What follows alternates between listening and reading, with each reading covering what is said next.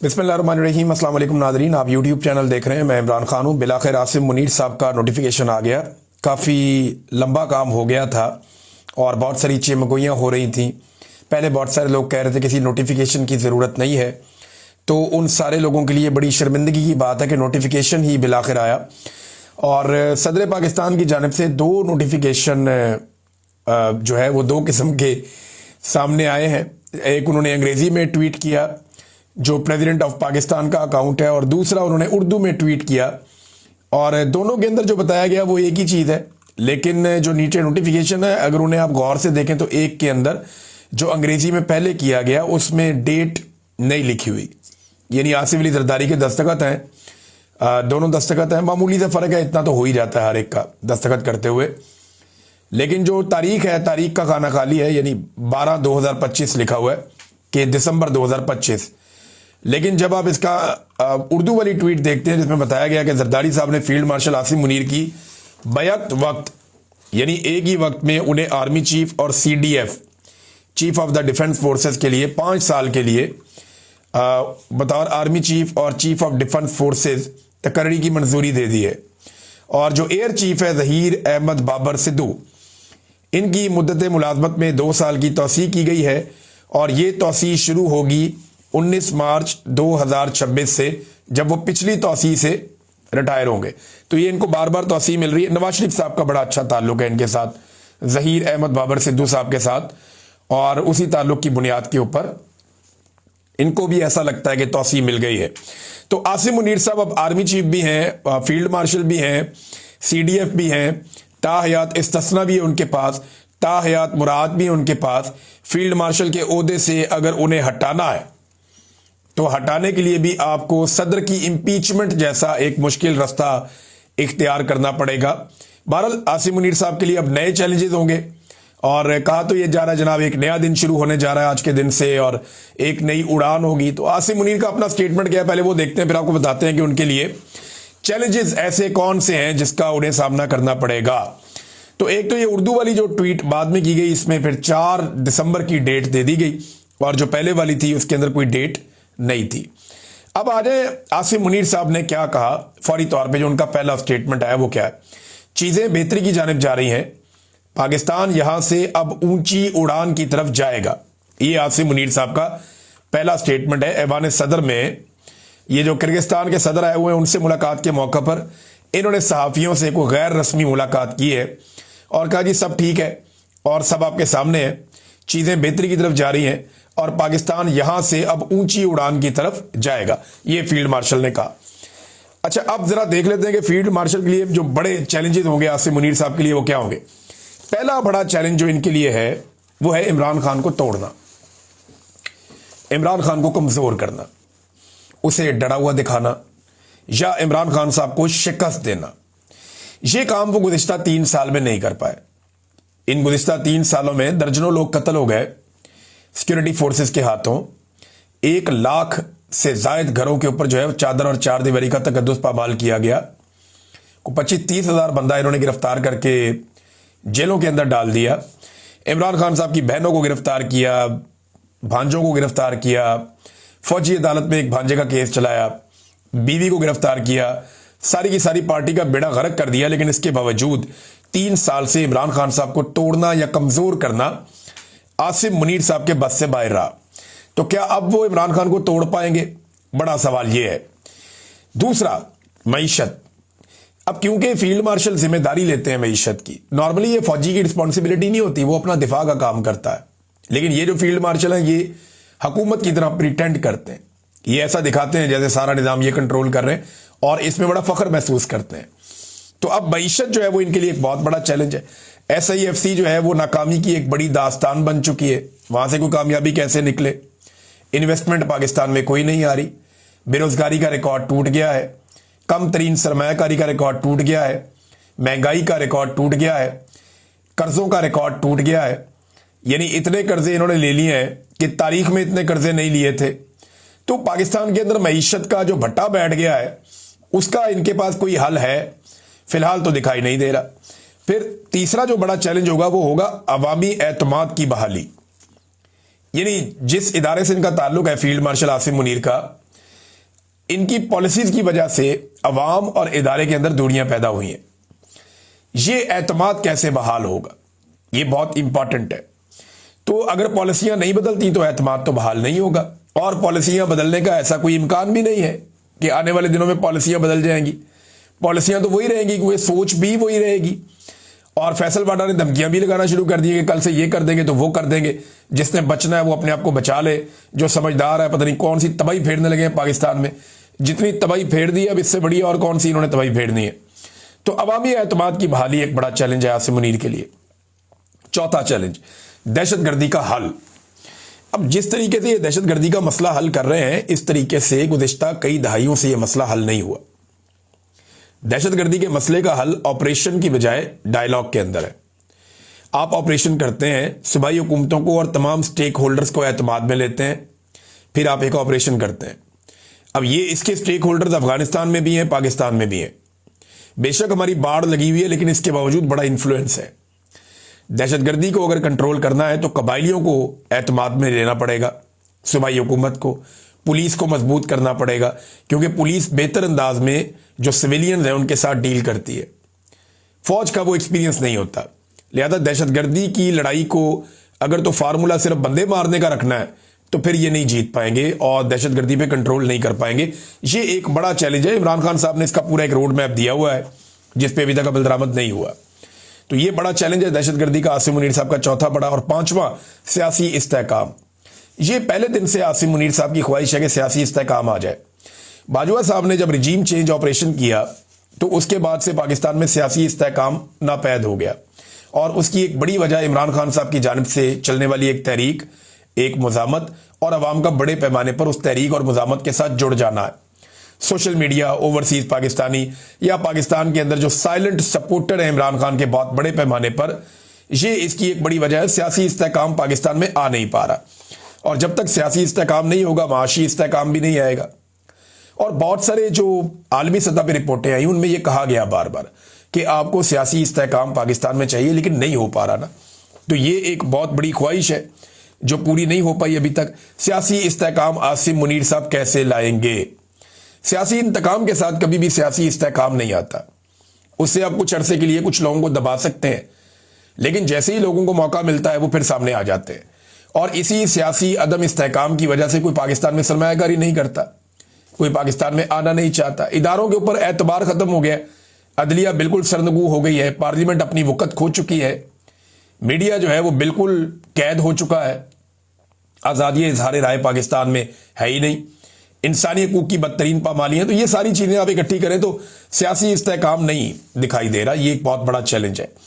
छठा एक चैलेंज आसिम मुनीर साहब के लिए ये है कि आलमी सतह पर इंसानी और ख़वातीन के जो हकूक पामाल किए जा रहे हैं, इंसानी हकूक की पामालियाँ हो रही हैं, ख़वातीन के हकूक की पामालियाँ हो रही हैं, और ये लगातार। मारंग बलूच देखें, अभी भी वो जेल में है दीगर ख़वातीन के साथ।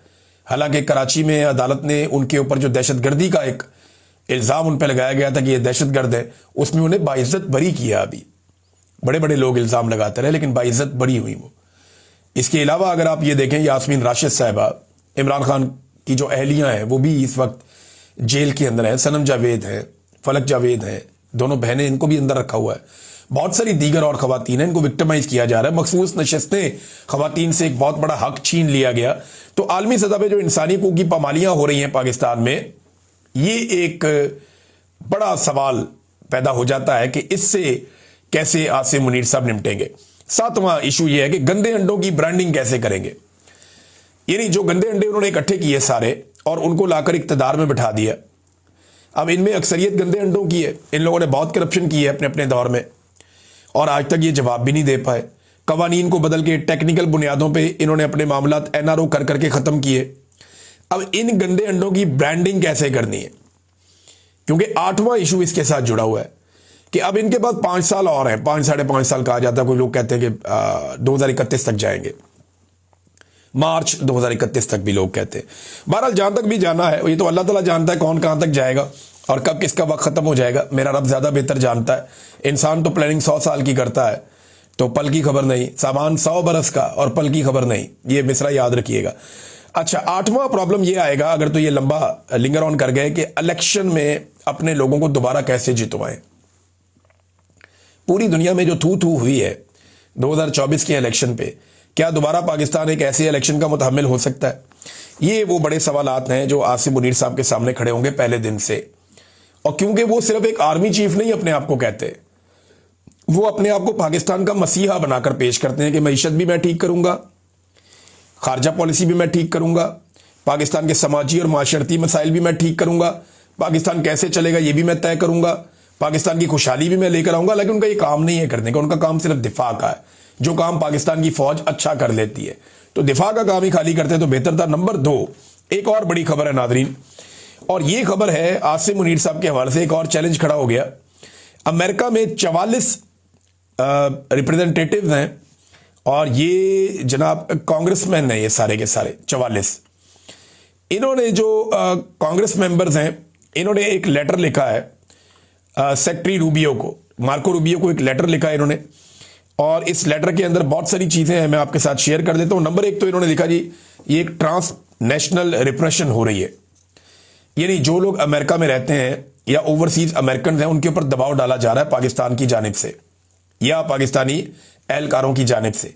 लगातार हरासा किया जा रहा है, या इन लोगों को हरासा किया जाता है, या इनकी फैमिली जो पाकिस्तान में मौजूद हैं उनको पकड़ा जाता है, और उनके जरिए से जो ओवरसीज पाकिस्तानी है उनके ऊपर दबाव डाला जाता है अमेरिका में।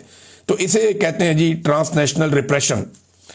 अब इस मामले पे इस लेटर ने सबसे पहले आवाज उठाई। इसके बाद जी इसमें मिसाल दी अहमद नूरानी की, सलमान सूफी वगैरह की।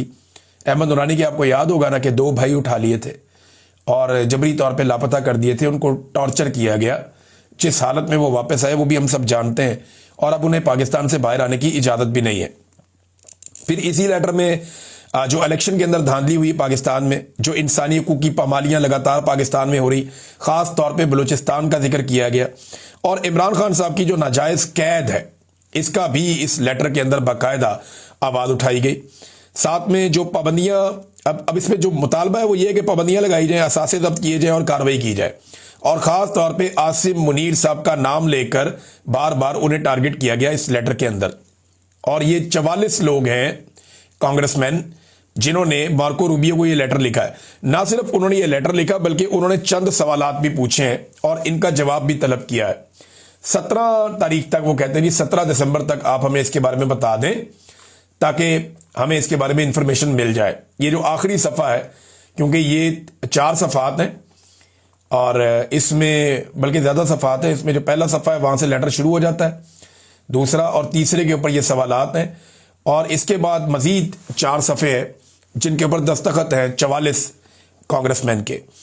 अच्छा, अब जो सवालात इन्होंने पूछे हैं वो ये कि आसिम मुनीर का जो गैर जमहूरी किरदार और आमिराना हुक्मरानी है, क्या अमेरिका आसिम मुनीर और दीगर मिलिट्री ऑफिशियल पर बैन लगाया अमेरिका ने? इसके बाद एक और चीज़ उसमें उठाई, उन्होंने कहा जी कि इनके ऊपर बैन लगाना, पाबंदियां लगाना या जो मैग्निट्स्की सैंक्शंस हैं उसका भी इसमें तस्करा किया गया कि वो इन पे लगाई जाएं। नंबर 2 ये उन्होंने पूछा कि ऐसी कौन सी चीज़ें हैं, यानी इसके अलावा, यानी जो कुछ पाकिस्तान में हो रहा है इसके अलावा और क्या ऐसा है कि जिसकी सूरत में पाकिस्तानी जो मिलिट्री हुकूमत है इसके ऊपर पाबंदियां लगाई जाएं। यानी उन्होंने कहा जी कि ये इतना सारा कुछ पाकिस्तान में हो गया, सारा कुछ उन्होंने लिखा 3 सफ़ात में। फिर उन्होंने पूछा कि जनाब आप बताएं ये सारा कुछ हो गया है और क्या ऐसा हो कि आप पाकिस्तान की मिलिट्री हुकूमत के ऊपर आपको पाबंदी लगाएं या उनके ऊपर कोई सैंक्शंस लगाएं। फिर उन्होंने एक और सवाल पूछा कि अमरीकी हुकूमत इस बारे में क्या कर रही है कि अमरीकी शहरी जो पाकिस्तानी भी है ना, ओवरसीज पाकिस्तानी है तो वो अमरीकी शहरी हैं वहाँ पे, क्योंकि जो अमरीकी शहरियों पे जो दबाव डाला जा रहा है उनके ख़ानदानों को पाकिस्तान में महफूज करने के लिए अमरीकी हुकूमत किस किस्म के इकदाम कर रही है, ये भी सवाल उठाया गया। फिर ये भी पूछा गया कि डोनाल्ड ट्रंप की शहबाज शरीफ से मुलाकात हुई, उससे पहले आसिम मुनीर से मुलाकात हुई, इन मुलाकातों में क्या ये मामला उठाए गए जिनका हमने तस्करा किया लेटर में, और अगर उठाए गए तो इनका फॉलोअप क्या है, किस किस्म की पाबंदियां लगवाई गई या लगाई गई, ये भी सवाल उन्होंने पूछा। फिर आखिर में उन्होंने एक बड़ा इंपॉर्टेंट क्वेश्चन किया, उन्होंने कहा जी आसिम मुनीर के साथ आप एंगेजमेंट करते हैं तो अमेरिका तो डेमोक्रेसी में मानता है, ह्यूमन राइट्स में मानता है, तो जब आप उनके साथ एंगेजमेंट करते हैं तो ऐसी एंगेजमेंट से जो अमेरिका के जमहूरियत और इंसानी हकूक के हवाले से पॉलिसी है उन उसूलों की खिलाफ वर्जी हो जाती है, क्या नहीं होती, ये भी उन्होंने पूछा। तो अब ये 5 चीजें उन्होंने पूछी हैं। मार्को रूबियो को लेटर आएगा जवाब में, तो फिर पता चलेगा कि वो इसका जवाब क्या देते हैं। लेकिन पाकिस्तान के अंदर अभी फिलहाल आसिम मुनीर साहब ने वो अचीव कर लिया जो वो अचीव करना चाहते थे। लेकिन पाकिस्तान ने इसमें क्या अचीव किया? कुछ भी नहीं। अगर आर्मी चीफ कोई और भी आ जाता तो पाकिस्तान को क्या फर्क पड़ता? कोई फर्क नहीं पड़ता। पाकिस्तान को फर्क पड़ेगा जब पाकिस्तान में मैंडेट का एहतराम किया जाएगा, जब इंसानी हकूक की पामालियां बंद हो जाएंगी, जब अदलिया आज़ाद हो जाएगी, मीडिया आज़ाद हो जाएगा, जब पाकिस्तान में आज़ादी इज़हार राय होगा, जब पाकिस्तान के अंदर रूल ऑफ लॉ होगा, जब पाकिस्तान में 2 नंबरी और फ्रॉड बंद हो जाएगा, जब पाकिस्तान में एहतसाब का एक गैर जानिबदार सिस्टम होगा जिसकी मौजूदगी में करप्शन कोई नहीं कर सकेगा, जब इदारे सियासत में मुदाखलत बंद कर देंगे, जब ये सारी चीज़ें हो जाएंगी ना, सिफारिश पर ये चीज़ें ख़त्म हो जाएंगी और अपनी मर्जी के बंदे इधर लगाओ उधर लगाओ, जब ये खेल ख़त्म हो जाएगा तो याद रखिएगा कि पाकिस्तान की किस्मत बदल जाएगी।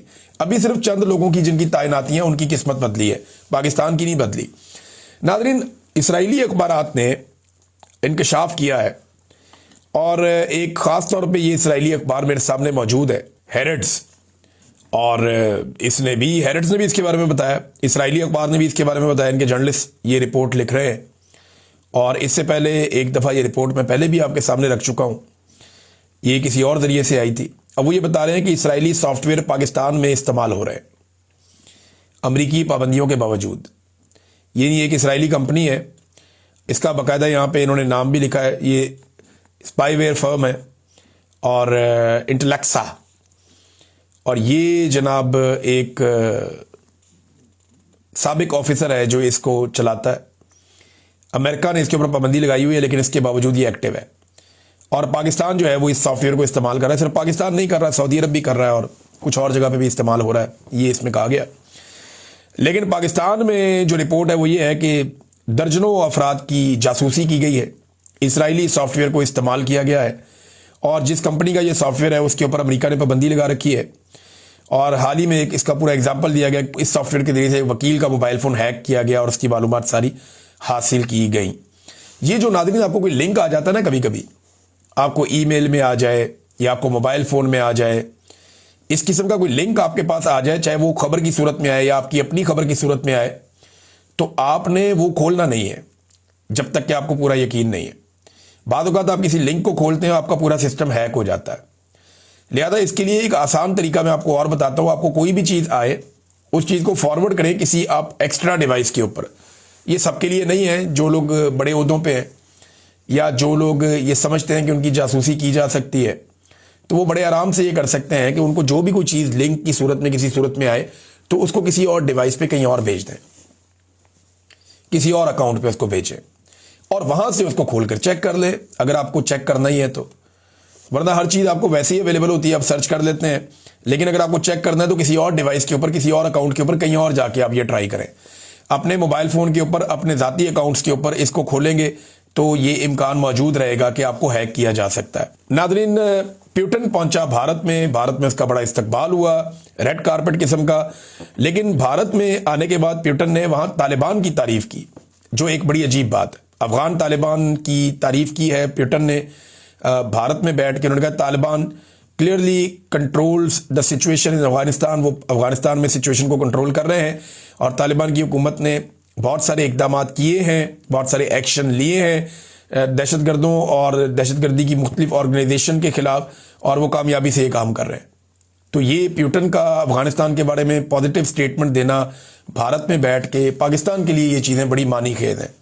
देखिए, हमने अमेरिका के साथ अपने ताल्लुकात कुछ बेहतर किए हैं और वो इस बुनियाद पे किए हैं कि हमने बहुत सारे उनके मफादात को सपोर्ट किया अमेरिका के, चाहे वो इसराइल का मामला हो, फ़लस्तीन का मामला हो, अफ़गानिस्तान का मामला हो, मादनियात का मामला हो, अमन के नोबेल प्राइज़ का मामला हो, जो भी है पाकिस्तान ने बहुत सपोर्ट किया डोनाल्ड ट्रंप को। उसके जरिए से हमने अमेरिका के साथ कुछ ताल्लुकात बेहतर किए हैं, मगर बज़ाहिर ये दिखाई देता है कि जो खित्ता पाकिस्तान का है, जहाँ पे पाकिस्तान मौजूद है, उस खित्ते में तवाज़ुन पाकिस्तान बरकरार नहीं रख पाया, या पाकिस्तान का रिजीम जो मौजूदा है वो ये नहीं कर पाया और अच्छे ताल्लुकात बनाने में पाकिस्तान यहाँ पे कामयाब नहीं रहा। पाकिस्तान के चारों तरफ जो ममालिक हैं सवाए चाइना के, बाकी किसी के साथ पाकिस्तान के कोई अच्छे ताल्लुकात, मिसाली ताल्लुकात इस वक्त नहीं है। नाज़रीन, जज के बेटे का मामला आगे बढ़ रहा है आहिस्ता आहिस्ता, और इस हवाले से खबर यह है कि इस्लामाबाद में ख़वातीन को कुचलने वाले छोटे जज साहब, यानी जज साहब का बेटा, उनके 4 रोजा जिस्मानी रिमांड का पहला नतीजा सामने आ गया। हादसे में जाँ बहक होने वाली एक लड़की का खानदान सुलह के लिए मान गया, ताहम दूसरे खानदान को मनाने के लिए रात गए तक कोशिशें जारी हैं। पूरे सिस्टम की भरपूर कोशिश है कि सुबह जिस्मानी रिमांड मुकम्मल होने के बाद जेल जाने से बचा जा सके। ट्रैफिक हादसे में कमजोर तरीन दफात के तहत दर्ज FIR में 4 रोजा जिस्मानी रिमांड को सुलह के लिए वक्त देना ही समझा जाए। यानी अब आप समझ लेना, बड़े आदमी का बच्चा है और बड़ा आदमी वो जो इस वक्त सिस्टम को पसंद है और सिस्टम लेकर आया उन्हें, तो फिर ऐसे जज साहब की इस किस्म का कोई केस आ जाए तो मेरे ख्याल में ये तो बड़ा गोल्डन चांस है एजेंसियों के लिए। अब इन जज साहब को कहीं भी इस्तेमाल किया जा सकता है, यानी इनके बेटे के नाम पे इन्हें जब चाहे ब्लैकमेल किया जा सकता है। जज साहब के बेटे के नाम के ऊपर ये मुद्दई अभी सुलह कर लेंगे, कल को ये किसी वक्त भी स्टेटमेंट दे सकते हैं कि जनाब हम पे दबाव डालकर हम पे सुलह करवाई गई, उस वक्त हम वो सुलह नहीं करना चाहते थे, केस दोबारा रीओपन किया जाए। तो ये बड़ा मामला है जो हमेशा एक फंसा रहेगा और ये गले की हड्डी बना रहेगा। तो ये इस तरह का मामला तो हमेशा बड़ा सूट करता है पाकिस्तान के सिस्टम को कि किसी बंदे को काबू करना हो तो बड़ा आसान तरीका है। नादरीन, अब तक के लिए इतना ही। अपना ख्याल रखिएगा, अपने इस चैनल का भी। अल्लाह हाफिज़।